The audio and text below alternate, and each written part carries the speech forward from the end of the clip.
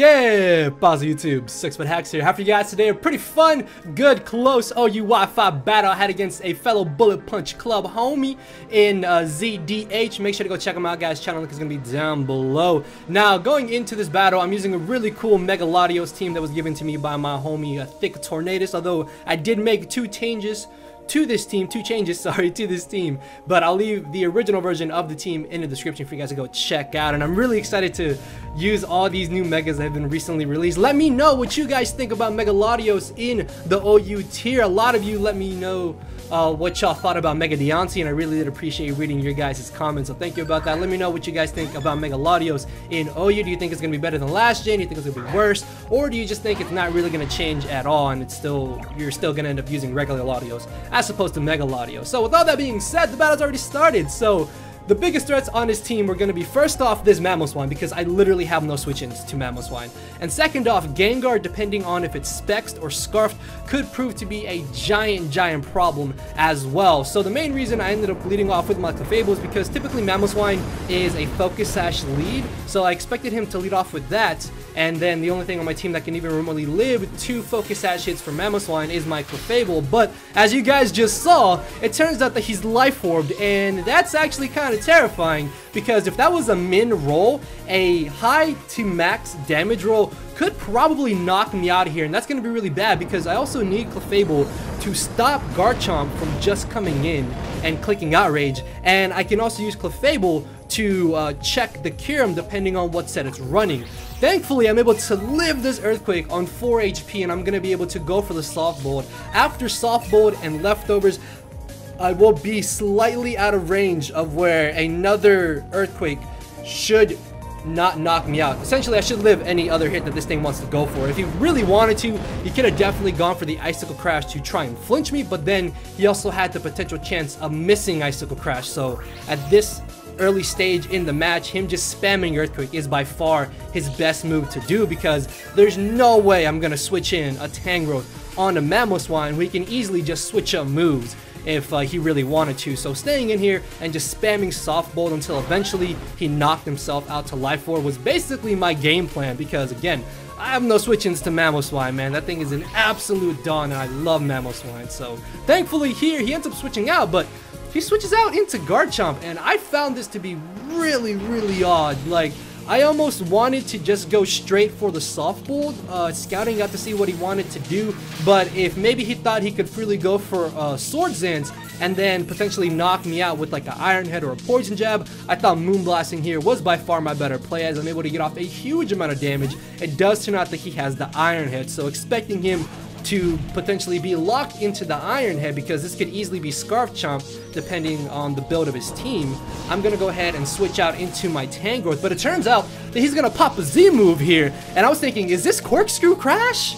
No, it actually turns out to be Tectonic Rage, which is absolutely amazing for my Tangrowth, because obviously I am a Grass type, I resist this, and there's no way he's gonna put me in range of where a move after this Z move is going to be able to knock me out. So I will be able to safely leave in my Tangrowth here without having to risk mispredicting and potentially switching into Heatran on an Earthquake. So I'm going to be able to knock him out with the Giga Drain. I guess in hindsight, switching out into Heatran might have not been an entirely too bad play, because he still would have been locked into Outrage. I also would have been able to save my Tangrowth, because now in comes the Mamoswine, and with my Clefable being at around 55-60% HP, I can't switch into an Icicle Crash followed up by an Earthquake. So I essentially need to choose something on my team here to get knocked out, and because Tangrowth is so low and I highly doubt I'm going to be able to switch it in and switch out too many times, I decide to fodder it off, and that is a little bit bad, because now Tapu Fini has become a humongous problem depending on if it's offensive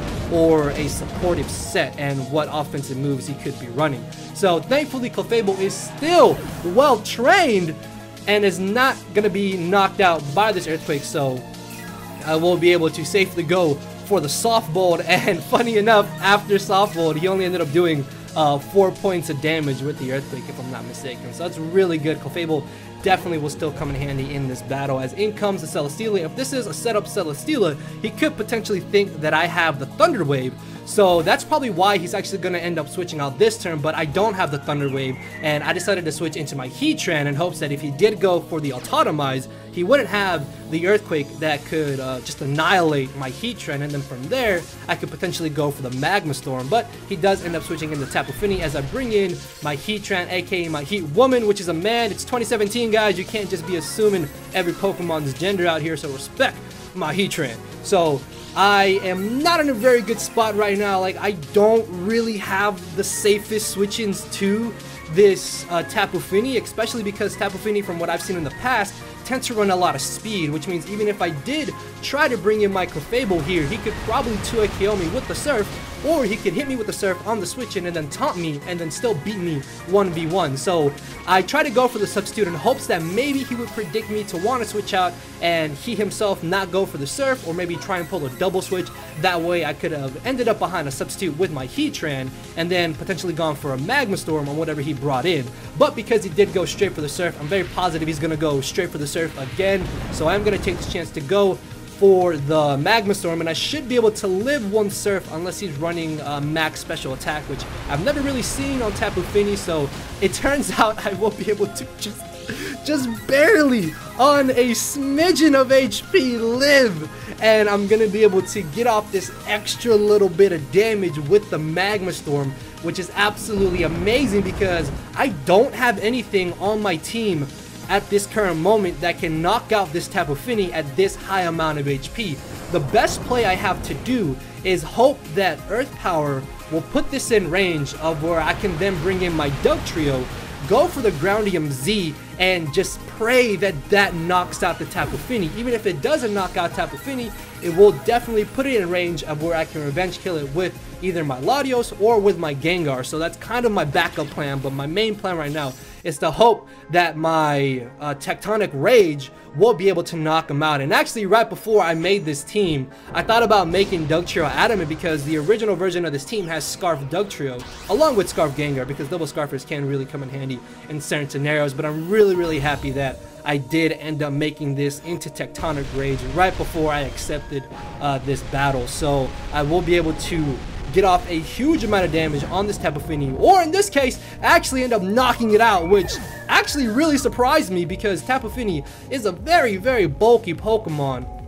So with that being gone, that's really good for me. In comes the Gengar. The fact that he brought this in on a Dugtrio had me thinking, okay, this is Scarfed, so he may try to pull a double switch, expecting me to switch. So what I'm going to do is try to go for the Pursuit, but it turns out he's not Scarfed, and he lives the Pursuit, obviously, and he's going to knock me out with the Energy Ball. If I had gone for the Earthquake there, I don't know if it would have entirely changed too much, because I would have been able to knock out Gengar, and then if he has Scarf Kyurem, he would have brought that in, and I would have just sacked off my Dugtrio either way. Or if he had brought in Celesteela, I could have gone for the Memento. So those are really the only two things that would have happened if I did Earthquake Gengar, but I still think Pursuiting was a solid play on the off chance that he did predict me to switch out for some reason. But I'm able to revenge kill him here with my Gengar, and the main reason I go for Thunderbolt as opposed to locking myself in the Shadow Ball is for this reason right here, to lure in the Kyurem Black and not lure in Celesteela, which can easily live a Shadow Ball and go for an Autotomize and potentially just sweep me. So by going for the Thunderbolt, I baited in the Kyurem, and at this point I'm going to switch out into my Clefable, which if he has the Ice Beam, he's got to go for it in this scenario anyways. But because he ended up going for the Outrage, I'm thinking he's probably locked into Outrage. So what I'm going to do is pull a double switch into my Latios, because if I had stayed in with my Clefable against this Celesteela would have been able to easily just Autotomize twice and sweep through my entire team. But it turns out he's got leftovers, so now I'm thinking maybe this is a bulky set.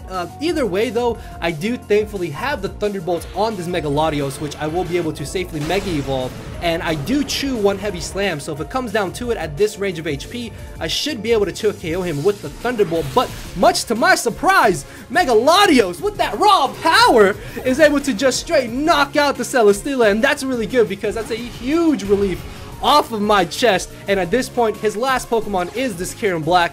If he's not Scarfed, I revenge kill him with my Gengar. If he is Scarfed, he can't beat the combination of Mega Latios Clefable, and Gengar unless he freezes me 3 times and I never unthaw. So I'm gonna go for the Side Shock here.